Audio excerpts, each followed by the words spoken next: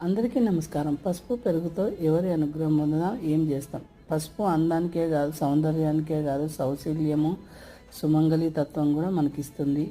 ఎలానో తెలుసుకుందాం. మనకు కాశీనగరంలో మణికర్ణికా ఘాట్ పక్కనే సింధియా ఘాట్ ఉంటుంది. ఆ సింధియా ఘాట్లో నుంచి లోపలికి వెళ్తే మనకు ఆత్మ వీరేశ్వర టెంపుల్ ఉంటుంది. ఆత్మ వీరేశ్వర టెంపుల్ చాలా పవర్ఫుల్. ఎందుకంటే స్వయంగా బాలుని రూపంలో వచ్చి ఒక రాజు రాణికి సంతాన ప్రాప్తి ఇచ్చిన టెంపుల్. ఆ టెంపుల్ మనకు అమ్మవారు కాత్యాయని దేవిగా ఉండి, అమ్మవారు స్వామి ఆత్మవీరేశ్వర స్వామి లింగంగా ఉండి, ఇక్కడ అమ్మవారు పెరుగు పసుపుతో బొట్టు పెడితే మనం శరణాగతి వేడుకుంటే అమ్మ అనుగ్రహము, ఆత్మ వీరేశ్వర స్వామి అనుగ్రహము మనందరిపైన ఉంటుంది.